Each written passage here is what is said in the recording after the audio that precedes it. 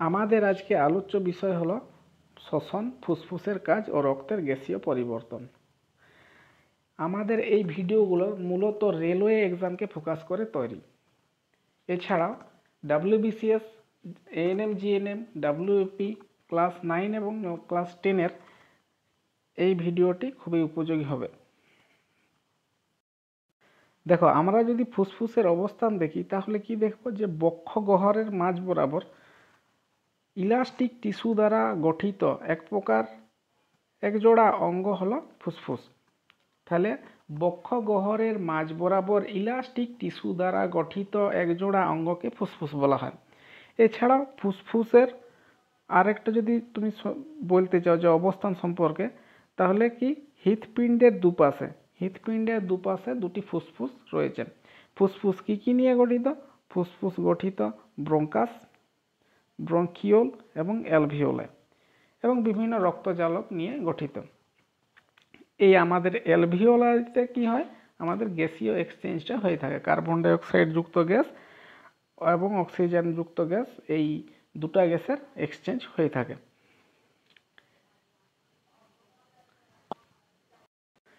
কাল আমরা দেখেছি হিউম্যান হার্ট কিভাবে রক্তজালক থেকে উৎপন্ন কার্বন ডাইঅক্সাইড যুক্ত রক্ত হৃৎপিণ্ডে প্রবেশ করছে ডান অলিন্দ থেকে আমাদের ত্রিপত্র কোপাটিকাকে ভেদ করে ডান নিলয়ে যাচ্ছে এবং ডান নিলয় থেকে ফুসফুসীয় ধমনির মাধ্যমে আমাদের ফুসফুসে পৌঁছায় CO2 যুক্ত রক্ত। এবং ফুসফুসে অবস্থিত অ্যালভিওলায়ের মাধ্যমে গ্যাসীয় এক্সচেঞ্জ হচ্ছে। এরপর অক্সিজেন রক্তে যুক্ত হচ্ছে এবং রক্ত ফুসফুসীয় শিরার মাধ্যমে বাম অলিন্দে প্রবেশ করছে। বাম অলিন্দে প্রবেশ করার পর আমাদের দ্বিপত্র কোপাটিকার মাধ্যমে বাম নিলয়ে আসছে এবং বাম নিলয় থেকে মহাধমনির মাধ্যমে আমাদের সারা শরীরে ছড়ায় পড়ছে রক্ত, অক্সিজেনযুক্ত রক্ত। আমাদের এটা কালকে দেখেছিলাম।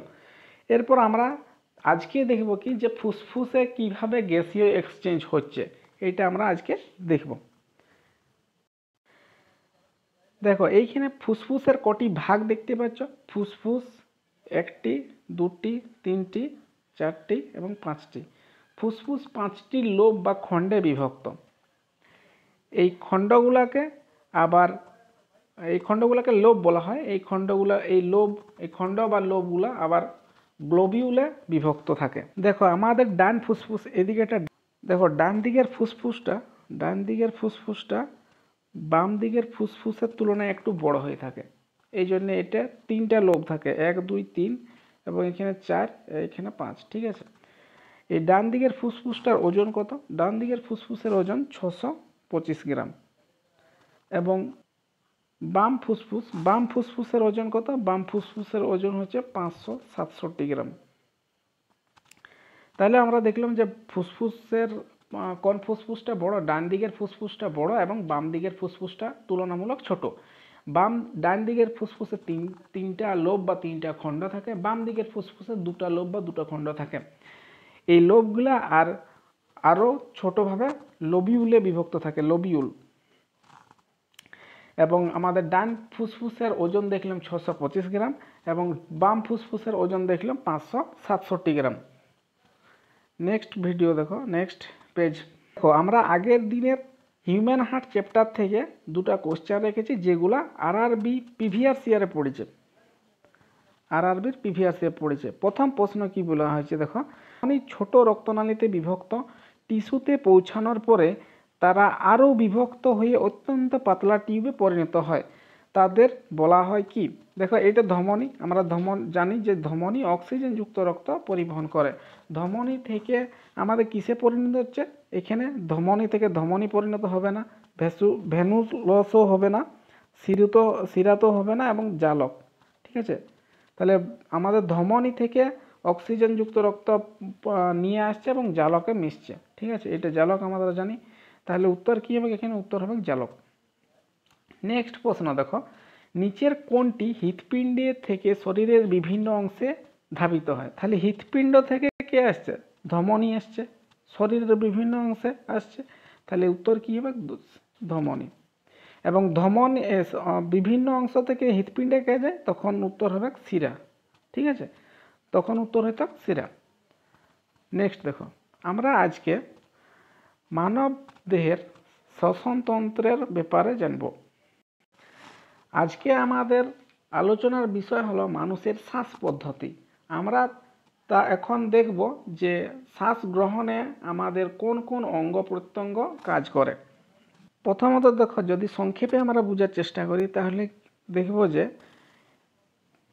প্রথমত বায়ু নাক দ্বারা প্রবেশ করে, নাক থেকে আমাদের ফেরিংস পৌঁছায়, ফেরিংস থেকে আমাদের গলবিল পর্যন্ত, ফেরিংস বা গলবিলে আসে এবং তারপরে লেরিংসে আছে, তারপরে ট্রাকিয়ার মাধ্যমে দুটো ফুসফুসে বায়ু প্রবেশ করে। তাহলে আমরা আরও প্রথম থেকে দেখি। প্রথমত বায়ু কোথায় প্রবেশ করছে? নাকে। নাক থেকে আমাদের ফেরিংস বা গলবিলে পৌঁছায়, এরপরে লেরিংস বা স্বরযন্ত্র অতিক্রম করে আমাদের ট্রাকিয়াতে আসে। ট্রাকিয়াতে আসার পরে দেখো দুটি ফুসফুস দুদিকে ভাগ হয়ে যায়, বায়ু দুটি ফুসফুসে ভাগ হয়ে যায়।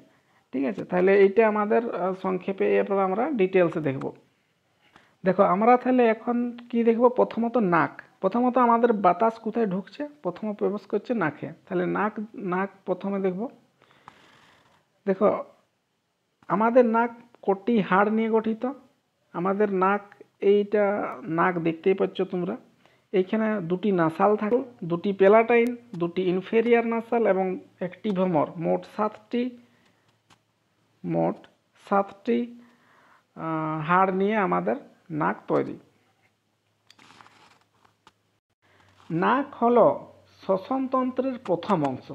আমরা নাকের মাধ্যমে প্রশ্বাস নিয়ে থাকি এবং এর কাজ কি? দেখো, প্রশ্বাস যখন নিই তখন বায়ু সরবরাহ হয়, তখন বায়ু সরবরাহ করে, বায়ুকে গরম করে এবং ফিল্টারের কাজ করে। যে বায়ুর মধ্যে যেসব ধূলিকণা সেগুলা আমাদের ফিল্টার করে কে? নাক।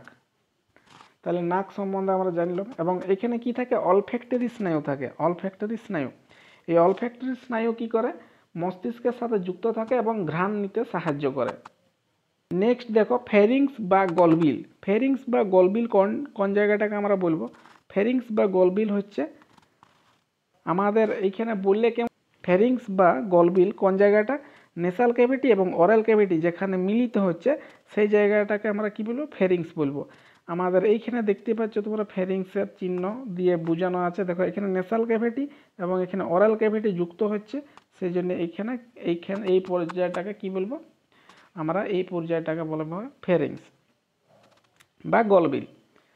ফেরিংস হয়ে দেখো আমাদের বায়ু প্রথমত নাক থেকে ফেরিংসে গেল, ফেরিংস থেকে আমাদের কি কোথায় যাবে? এপিগ্লটিস ভালভ থাকে, এই জায়গাটা পেরাবে। তাহলে এপিগ্লটিস ভালভ কোনটা?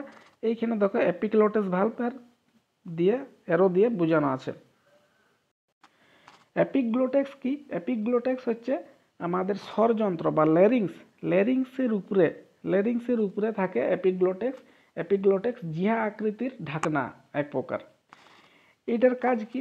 এইটার কাজ হচ্ছে শ্বাস প্রশ্বাস নেওয়ার সময় এটি খোলা অবস্থায় থাকে এবং এই পথে ফুসফুসে বায়ু যাওয়া আসা করতে থাকে এবং এটি খাদ্য এবং জলকে ফুসফুসে ঢুকতে বাধা প্রদান করে। এটাই এর কাজ। যদি আমরা খাবার খাওয়ার সময় কথা বলতে থাকি তাহলে আমাদের এই এপিগ্লটিস ভালভ কি হয়? খুলে যায়। খুলে যাওয়ার ফলে খাবার আমাদের শ্বাসনালীতে প্রবেশ করে, তখন আমাদের হাসি বা কাশি হয়ে আমাদের খাবার পুনরায় ওটা বেরিয়ে যায়। দেখো এপিগ্লটিসের ঠিক তলে কে অবস্থিত? লেরিংস, বা এটাকে আমরা কি বলি? স্বরযন্ত্র বলা হয়। স্বরযন্ত্র, এটার মূলত স্বর উৎপন্ন করা কাজ লেরিংসকে ভয়েস বক্স বলা হয়। শিশুদের কণ্ঠে নারী এবং পুরুষের আমরা পার্থক্য করতে পারি না,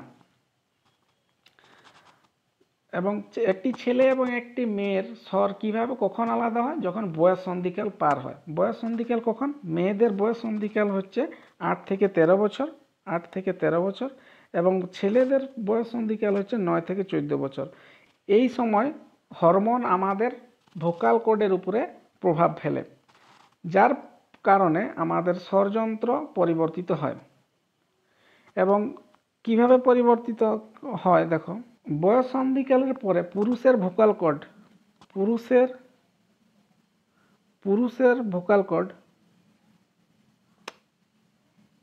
পুরুষের ভোকাল কর্ড এবং মহিলার ভোকাল কর্ড কি হয় পার্থক্য দেখো। আমাদের পুরুষের ভোকাল কর্ডের আয়তন হয় যে 16 মিলিমিটার এবং মহিলাদের কত হয়েছে 10 মিলিমিটার, ঠিক আছে, মহিলাদের 10 এবং পুরুষদের 16 হয়ে যায়। এবং এই ভোকাল কর্ড কি থাকে, মেয়েদের তুলনায় ছেলেদের 40% বড় থাকে।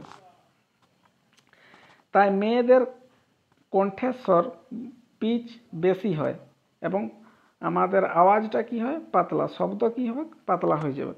এবং ছেলেদের পিচ কি হয় কম হয়, হবে এবং শব্দ কি হবে মোটা হবে, ঠিক আছে। তাহলে আমরা লেরিংস বা স্বরযন্ত্র এটা আমরা দেখব। লেরিংস বা স্বরযন্ত্র, এপিগ্লটিসের ঠিক তলে দেখো, এপিগ্লটিস ভালভের ঠিক তলে লেরিংস বা স্বরযন্ত্র অবস্থিত। স্বরযন্ত্র বা ভয়েস বক্স বলা হয়। এখানে কি হয়, এখানে স্বর উৎপন্ন হয়। স্বর কিভাবে উৎপন্ন হয়, আমাদের জানি ফুসফুসে বাতাস প্রবেশ করছে এবং ফুসফুস যখন কার্বন ডাই অক্সাইড যুক্ত বাতাস বার হয় তখন আমাদের এই ভোকাল কর্ডে কম্পন হলে আমাদের স্বর উৎপন্ন হয়। তাহলে স্বর কিভাবে উৎপন্ন হয়, ফুসফুসে বাতাস প্রবেশ করেছে, কার্বন ডাই অক্সাইড বাতাস যখন বাইরে বের হচ্ছে তখন আমাদের ভোকাল কর্ড কম্পিত হবে এবং স্বর উৎপন্ন হবে।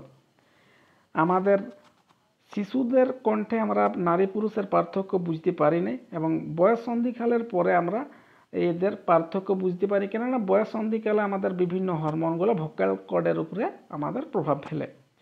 এর ফলে কি হয়, 40% বড় হয়ে যায় আমাদের ছেলেদের ভোকাল কর্ডটা মেয়েদের থেকে 40% বড় হয়ে থাকে এবং মেয়েদের ভোকাল কর্ড কি হয় 20 থেকে 30% ছোট হয়ে যায়।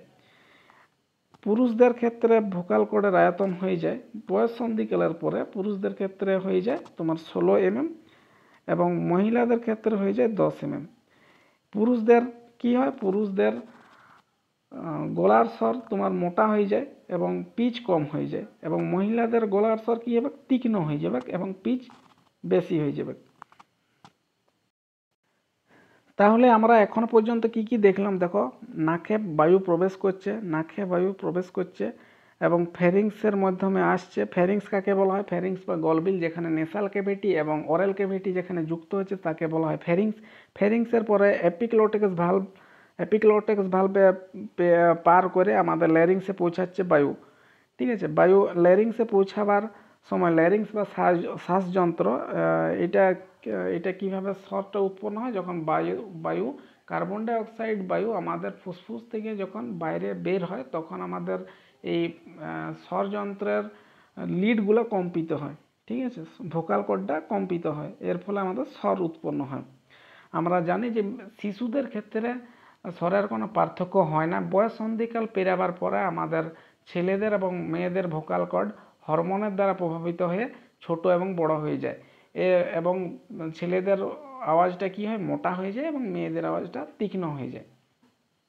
এটা আমরা দেখলাম কত পার্সেন্ট বড় হয়, মেয়েদের তুলনায় ছেলেদের ভোকাল কর্ড 40% বড় হয়ে যায় এবং পুরুষদের ক্ষেত্রে আমাদের এটা হচ্ছে 16 ভোকাল কর্ড আর মহিলাদের ক্ষেত্রে 10 এর হয়ে থাকে।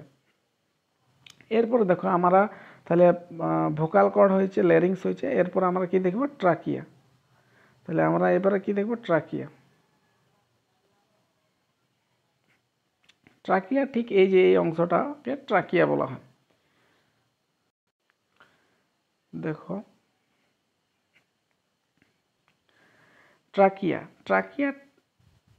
হলো এই যে এই পোর্শনটাকে আমরা ট্রাকিয়া বলি। ট্রাকিয়া তাহলে কোন জায়গা থেকে কোনখানে, দেখো এখানে ল্যারিংস দেওয়া আছে, ল্যারিংসের সাথে যুক্ত থাকে এবং ফুসফুসের সাথে যুক্ত থাকে। তাহলে ট্রাকিয়া কোথা থেকে কোথা, ল্যারিংসের সাথে ফুসফুসের যোগাযোগ সাধন করে। ট্রাকিয়ার প্রধান কাজ কি, ট্রাকিয়ার প্রধান কাজ হচ্ছে শ্বসনে হেল্প করা এবং বায়ু পরিবহন করা। এর অবস্থান কি? এর অবস্থান হচ্ছে খাদ্যনালীর ঠিক সামনে। এইখানে দেখো হলুদ কালারের আমাদের খাদ্যনালী, খাদ্যনালীর ঠিক সামনে কে আছে? ল্যারিংস বা ল্যারিংসের সাথে যুক্ত আছে কে? ট্রাকিয়া। বা এইখানেও তোমরা দেখতে পারো, এখানে দেখো এটা হচ্ছে তোমার খাদ্যনালী এবং এটা হচ্ছে শ্বাসনালী এবং ট্রাকিয়া। ঠিক আছে, তাহলে এই দেখো ট্রাকিয়া, ট্রাকিয়াটা ঠিক খাদ্যনালীর সামনে অবস্থিত।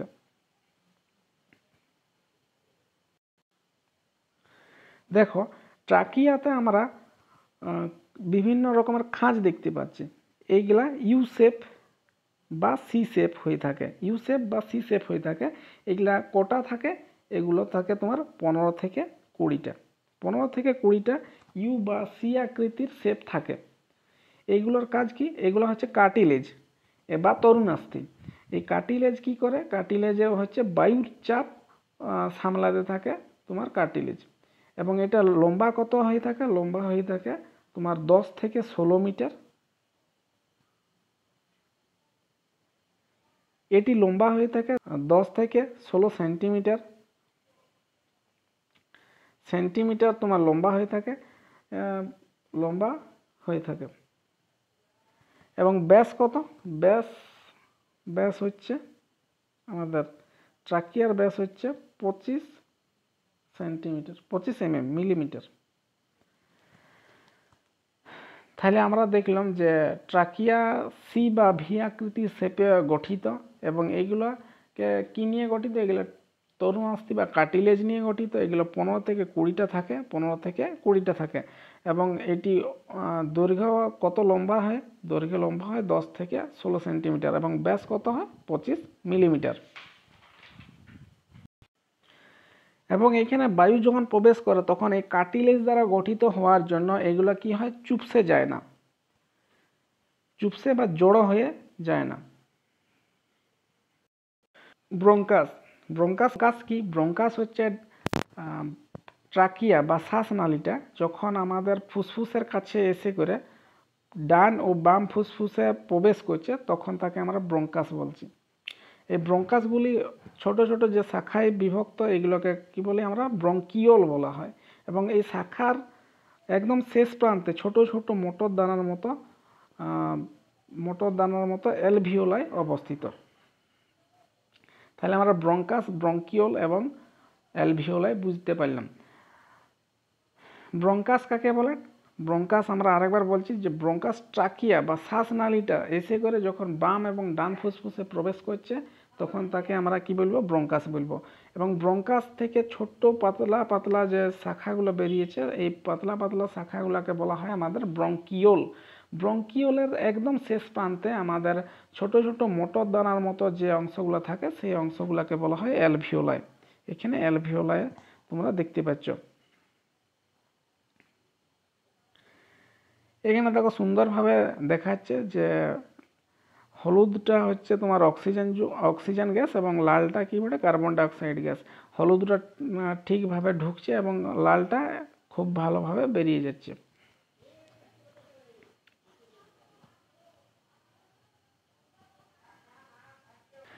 দেখো তাহলে আমরা ব্রঙ্কাস কি দেখলাম? এটা ট্রাকিয়া। এই ট্রাকিয়া থেকে যখন দুদিকে ভাগ হয়ে যাচ্ছে এটা হচ্ছে ব্রঙ্কাস। ব্রঙ্কাসের ভিতরে আবার বিভিন্ন উপশাখা থাকে যেগুলোকে আমরা ব্রঙ্কিওল বলা হয়, ব্রঙ্কিওল বলা হয়। এই ব্রঙ্কিওলের শেষে একদম থোকা থোকা আঙ্গুরের মতো আমাদের থোকা থোকা আঙ্গুর অবস্থান করে। এই আঙ্গুরগুলোকে কি বলা হয়? অ্যালভিওলাই, অ্যালভিওলাই বলা হয়। এই অ্যালভিওলাইয়ের মাধ্যমে আমাদের গ্যাসের এক্সচেঞ্জটা হয়ে থাকে।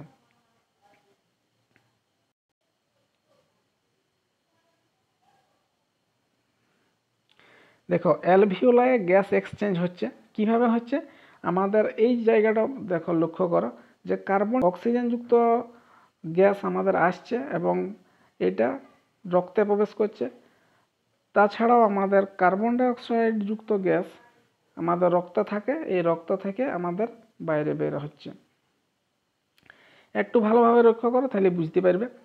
এইখানে ঠিক একই জিনিসটা দেখানো হয়েছে যে তোমার কার্বন ডাইঅক্সাইড যুক্ত গ্যাস আমাদের অ্যালভিওলাইতে প্রবেশ করছে এবং অক্সিজেন কি হচ্ছে? আমাদের রক্তে প্রবেশ করছে এবং রক্ত থেকে এইভাবে আমাদের ফুসফুসীয় শিরার মাধ্যমে আমরা আগে দেখলাম যে ফুসফুসীয় শিরার মাধ্যমে আমরা হৃৎপিণ্ডে পৌঁছাচ্ছে, এবং এটা কি হচ্ছে, এই কার্বন ডাই অক্সাইড যুক্ত গ্যাস আমাদের নির্দিষ্ট পথে নাক দিয়ে বাইরে বার হয়ে যাচ্ছে।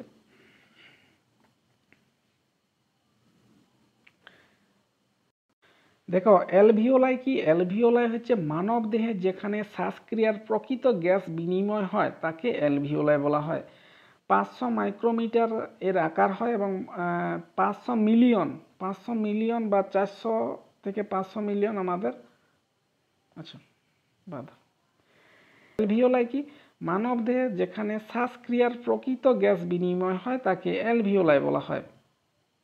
দেখো অ্যালভিওলাইতে প্রকৃত গ্যাস বিনিময় হচ্ছে, কার্বন ডাই অক্সাইড যুক্ত গ্যাস বাইরে বেরোচ্ছে এবং অক্সিজেন যুক্ত গ্যাস আমাদের ভিতরে বা রক্তবাহে প্রবাহিত হচ্ছে। এই অ্যালভিওলাইয়ের আকার কত? এর আকার হচ্ছে 500 মাইক্রোমিটার। 500 মাইক্রোমিটার আমাদের অ্যালভিওলারের ব্যাস। এবং এটি তোমার যখন এর কাজ কি, শ্বাস নেওয়ার সময় প্রসারিত হয় এবং অক্সিজেন গ্রহণ করে, প্রসারিত হচ্ছে এবং অক্সিজেন গ্রহণ করছে, এবং কার্বন ডাই অক্সাইড বার হচ্ছে এবং সংকুচিত হচ্ছে। এটা প্রধানত অ্যালভিওলাইয়ের কাজ। এবং আমাদের ফুসফুসে প্রায় 400 থেকে 500 মিলিয়ন অ্যালভিওলাই থাকে। 400 থেকে 500 মিলিয়ন আমাদের অ্যালভিওলাই থাকে। কেন এত বেশি থাকে? কেননা গ্যাসগুলির বেপনের জন্য অধিক পৃষ্ঠের ক্ষেত্রফল প্রয়োজন, তাই এত পরিমাণে আমাদের অ্যালভিওলাই থাকে। এরপরে দেখো মধ্যচ্ছেদা বা ডায়াফ্রাম। এটি কি? এটি হলো মানব দেহের অভ্যন্তরস্থ একটি পর্দা যা বক্ষগহ্বর বা থোরেসিক ক্যাভিটি থেকে উদরগহ্বর বা অ্যাবডোমিনাল ক্যাভিটিকে আলাদা করে। তাহলে কি দেখো, অভ্যন্তরস্থ একটি পর্দা যা বক্ষগহ্বর এবং উদরগহ্বর, অ্যাবডোমিনাল ক্যাভিটি এবং তোমার থোরেসিক ক্যাভিটিকে আলাদা করে। এই পর্দা ঐচ্ছিক মাংসপেশি দিয়ে গঠিত। ঐচ্ছিক মাংসপেশি দিয়ে গঠিত, একে ডায়াফ্রাম বলা হয়। ডায়াফ্রাম তোমার বলে। ডায়াফ্রামের কাজ কি দেখো, আমরা যখন প্রশ্বাস নিই, প্রশ্বাস নেওয়ার সময় ডায়াফ্রাম কি হয়, সংকুচিত হয়ে যাচ্ছে। দেখো সংকুচিত হয়ে ছোট হচ্ছে, ঠিক আছে। এখানে আমরা প্রশ্বাস নিচ্ছি, বায়ু প্রবেশ করছে, এবং বের হওয়ার সময় কি হচ্ছে, বড় হচ্ছে বা প্রসারিত হচ্ছে। আমাদের এইটা যখন সংকুচিত হচ্ছে তখন কি হচ্ছে, ফুসফুসটা আমাদের প্রসারিত হচ্ছে, বায়ু প্রবেশ করছে, এবং বায়ু বার হওয়ার সময় কি হয়, ফুসফুসটা সংকুচিত হয়ে যায় এবং ডায়াফ্রাম কি হয়, প্রসারিত হয়।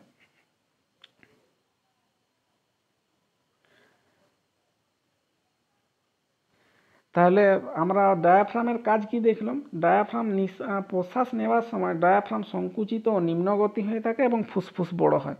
নিম্নগতি হচ্ছে এবং ফুসফুস কি হচ্ছে, বড় হচ্ছে। এর তুলনায় দেখো ফুসফুসটা বড় বটে। এবং নিঃশ্বাস নেওয়ার সময়, নিঃশ্বাস অর্থাৎ গ্যাস যখন আমাদের বাইরে বার হয়ে যায় তখন কি হয়, আমাদের গ্যাস ডায়াফ্রাম কি হয়, প্রসারিত হয়, এবং ফুসফুস কি হয়, ফুসফুস সংকুচিত হয়ে যায়। এই ডায়াফ্রামের জন্য বাদুড় থেকে পাখিকে আমরা আলাদা করতে পারি।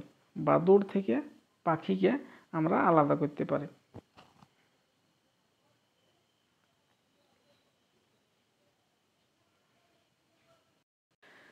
তাহলে আমরা ডায়াফ্রাম হলো। এরপর দেখো, এরপর পার্ট 2-এ আমরা পড়ব। পরবর্তী ভিডিও পার্ট 2-এ হবে। আমরা ছোট্ট করে দেখিলি প্রথম থেকে আমরা কি পড়লাম। আমরা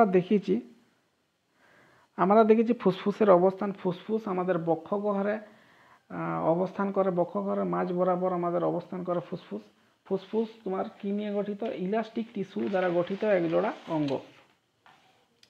এবং হৃৎপিণ্ডের দুপাশে আমাদের ফুসফুস অবস্থিত। এই ফুসফুস কি নিয়ে তৈরি? ব্রঙ্কাস, ব্রঙ্কিওল এবং অ্যালভিওলাই। ব্রঙ্কাস কাকে বলা? ট্রাকিয়ার শেষ প্রান্তে যখন ফুসফুসে ভাগ হয়ে যাচ্ছে ট্রাকিয়াটা, তখন তাকে ব্রঙ্কাস বলবো। ব্রঙ্কাসের ছোট ছোট শাখা উপশাখায় যখন ভাগ হয়েছে তখন তাকে ব্রঙ্কিওল বলবো। এবং ব্রঙ্কিওল ব্রঙ্কিওলের শেষ প্রান্তে ছোট ছোট মোটর দানার মতো যে অবস্থান করে এগুলাকে আমরা অ্যালভিওলাই বলবো। অ্যালভিওলের মাধ্যমে আমরা কি করে গ্যাস এক্সচেঞ্জ করে। নেক্সট দেখো, আমরা এটা দেখলাম যে হৃৎপিণ্ডটা কীভাবে কাজ করছে, আজকে আমরা ছোট্ট করে রিভিশন করলাম। এবং আমাদের ফুসফুস কি করে, ফুসফুসের কটা লোব রয়েছে, ফুসফুস কটা লোব বা খণ্ডে বিভক্ত, 1টা 2টা 3টে 4টা 5টা।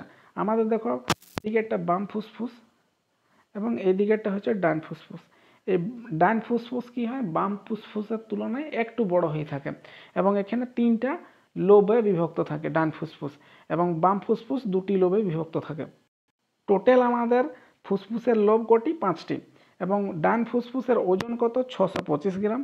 625 গ্রাম হয় আমাদের ডান ফুসফুস, এবং বাম ফুসফুসে হচ্ছে 567 গ্রাম। 567 গ্রাম। এই লোবগুলা আবার লোব বা খণ্ডগুলো আবার ছোট ছোট বিভক্ত থাকে, এগুলাকে বলা হয় লোবিউল। নেক্সট দেখো আমাদের প্রশ্ন ছিল দুটা, ধমনী এবং হৃৎপিণ্ডের নিয়ে। তারপরে দেখো আমরা দেখিয়েছি যে নাকের মাধ্যমে কিভাবে বায়ু প্রবেশ করছে, নাকের মাধ্যমে কিভাবে বায়ু প্রবেশ করছে, এবং এটি নাক থেকে প্রবেশ করে প্রথমে ফেরিংসে যাচ্ছে, ফেরিংস থেকে আমাদের এপিগ্লটিস ভালভ বেরোচ্ছে, এপিগ্লটিস থেকে ল্যারিংস আসছে, ল্যারিংস থেকে ট্রাকিয়া থেকে আমাদের ব্রঙ্কাস, ব্রঙ্কিওল এবং অ্যালভিওলাই। এবং ফেরিংস কাকে বলা হয়, দেখো নাক কি হয়, নাকে আমাদের অলফ্যাক্টরি স্নায়ু থাকে যেটা আমাদের ঘ্রাণ নিতে সাহায্য করে, এটা মস্তিষ্কের সাথে যুক্ত থাকে। এবং ফেরিংস কি, ফেরিংস হচ্ছে এই যে নাক, এর আগে দেখো নাকের কি কাজ, নাকের হচ্ছে আমাদের বায়ুকে উষ্ণ করা এবং ফিল্টার, বায়ুর মধ্যে যে ধূলিকণা থাকে সেই বায়ু ফিল্টার করা হচ্ছে আমাদের নাকের কাজ। এরপর ন্যাসাল ক্যাভিটি এবং ওরাল ক্যাভিটি যেখানে মিলিত হয় তাকে কি বলা হয়, ফেরিংস বলা হয়। ফেরিংসের ঠিক নিচে আমাদের এপিগ্লটিস ভালভ থাকে, দেখো এখানে ফেরিংস এবং এখানে এপিগ্লটিস ভালভ থাকে। এপিগ্লটিসের কাজ কি, এপিগ্লটিস শ্বাস নেওয়ার সময় ফুসফুসে বায়ু যাতায়াত করতে আমাদের সুবিধা, এবং যখন আমাদের খাদ্য গ্রহণ করি তখন এই শ্বাসনালীকে আমাদের ঢেকে দেখে এপিগ্লটিস ভালভ। এরপর দেখো এপিগ্লটিসের ঠিক তলে কে আছে, এপিগ্লটিসের ঠিক তলে আছে কে, ল্যারিংস বা স্বরযন্ত্র বা ল্যারিংস। একে আবার কি বলা হয়, ভয়েস বক্স বলা হয়। আমাদের স্বর কিভাবে উৎপন্ন হয়, আমাদের যখন বায়ু ফুসফুস থেকে বায়ু যখন বাইরে বার হয় তখন ল্যারিংসের মধ্যে থাকা ভোকাল কর্ডকে আমরা বায়ু কম্পিত করে। এই বায়ু কম্পনের ফলে আমাদের স্বর উৎপন্ন হয়। এরপর দেখো শিশুদের কণ্ঠে নারী এবং পুরুষের পার্থক্য বোঝা যায় না, কেননা ভোকাল কর্ডের পার্থক্য হয় না। ভোকাল কর্ডের পার্থক্য কখন তৈরি হয়, যখন বয়স সন্ধিকাল পার হয়। বয়স সন্ধিকাল ছেলেদের ক্ষেত্রে কত, 9 থেকে 14 বছর, এবং মেয়েদের হচ্ছে তোমার 8 থেকে 13 বছর। এই বয়স সন্ধিকাল পার হওয়ার সময় আমাদের ভোকাল কর্ডকে হরমোন প্রভাবিত করে। এর ফলে আমাদের ভোকাল কর্ড ছেলেদের ক্ষেত্রে কি হয়ে যায়, 16 mm তৈরি হয়, 16, এবং মেয়েদের ক্ষেত্রে কি হয়, 10 mm হয়। 10 mm এর ফলে আমাদের ছেলেদের স্বর কি হয়, মোটা হয়ে যায়, এবং মেয়েদের স্বর কি হয়ে যায়, পাতলা হয়ে যায়। এবারে দেখো ল্যারিংসের পরে কি আছে, ল্যারিংসের পরে আছে ট্রাকিয়া।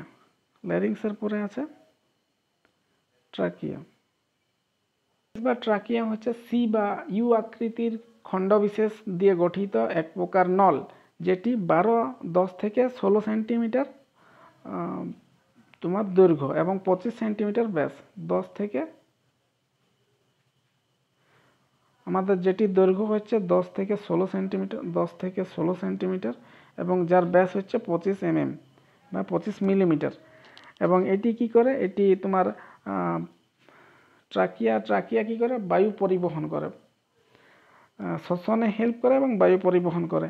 এবং এটি খাদ্যনলীর ঠিক সামনে অবস্থিত, খাদ্যনলীর ঠিক সামনে অবস্থিত। এখানে 15 থেকে 20টি সি আকৃতির রিং থাকে, এবং এটি তরুণাস্থি বা কার্টিলেজ দিয়ে তৈরি বলে এখানে বায়ু গ্রহণের সময় এটা সংকুচিত বা চুপসে যায় না। এরপর দেখো আমাদের শ্বাসনালীর থেকে ব্রঙ্কাস হওয়া। ব্রঙ্কাস কি? ব্রঙ্কাস হচ্ছে যখন শ্বাসনালী ফুসফুসের কাছে এসে বাম এবং ডান ফুসফুসে ভাগ হয়ে যায় এবং প্রবেশ করে, তাকে আমরা ব্রঙ্কাস বলি। এই জায়গাটাকে আমরা ব্রঙ্কাস বলবো, এই জায়গাটাকে। এবং ব্রঙ্কাস থেকে ছোট ছোট যে উপশাখায় বিভক্ত হয় এগুলাকে আমরা ব্রঙ্কিওল বলি। এই ব্রঙ্কিওলের ঠিক গায়ে অবস্থিতকে অ্যালভিওলাই, ছোট ছোট মোটর দানার মতো থাকে, এগুলোকে আমরা অ্যালভিওলাই বলি। এখানে দেখো অ্যালভিওলাইয়ের চিত্র আমরা খুব ভালোভাবে দেওয়া রয়েছে।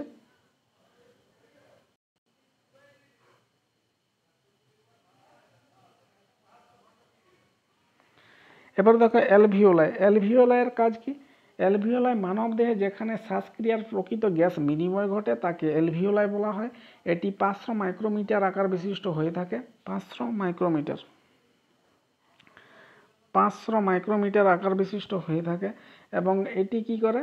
এটি শ্বাস নেওয়ার ক্ষেত্রে প্রসারিত হয় এবং শ্বাস ছাড়ার সময় সংকুচিত হয়ে যায়। শ্বাস নেওয়ার সময় যখন বাতাস প্রবেশ করে তখন আমাদের কি ঢুকে?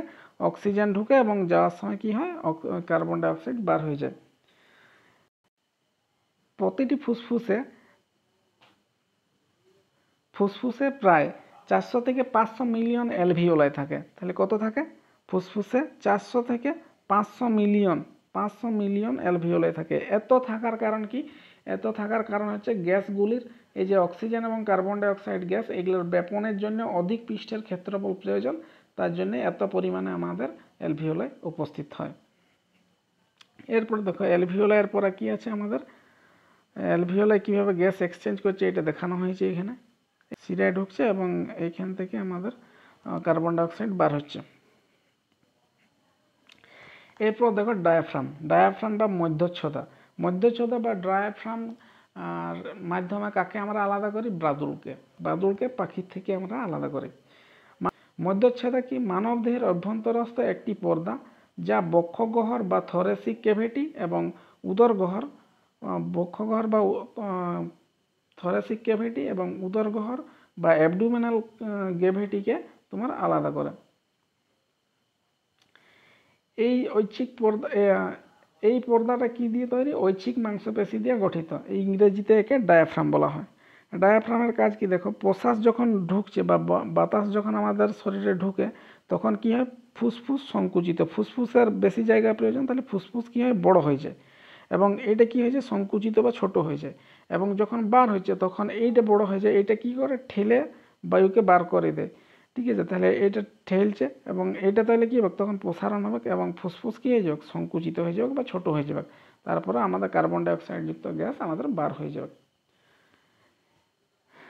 আজকে এতটাই ছিল। পরের দিন পার্ট 2 আমরা পড়ব। পার্ট 2 কী কী পড়বো দেখো। পার্ট 2 কার্বন গ্যাসের মধ্যে কী কী গ্যাস থাকে এবং শ্বসন কিভাবে হচ্ছে, সবাত শ্বসন, অবাত শ্বসন, এবং এক্সটার্নাল রেসপিরেশন কিভাবে, কোনটাকে বলা হয়, ইন্টারনাল রেসপিরেশন কোনটাকে বলা হয়, এগুলা। এবং এই বায়বীয় শ্বসন আর অবায়বীয় শ্বসনের মধ্যে পার্থক্য কি আছে এবং এটা কোথায় হয়ে থাকে, কাদের হয়ে থাকে। তারপর দেখো বিভিন্ন শর্ট কোয়েশ্চেন রয়েছে, যেমন এইগুলো শর্ট কোয়েশ্চেন রয়েছে। তারপরে বিভিন্ন শ্বাসক্রিয়া সম্পর্কিত ত্রুটি এবং শ্বাসক্রিয়া সম্পর্কিত বিষয়ের যে ব্যাপারগুলো রয়েছে সেগুলো দেখব। এবং এইভাবে আমাদের শেষ হচ্ছে বিভিন্ন প্রাণীর শ্বাসঙ্গগুলো মুখস্থ করতে হবে এবং এইভাবে আমাদের শেষ হচ্ছে। তাহলে নেক্সট ভিডিও পরের দিন আমাদের আপলোড করা হবে।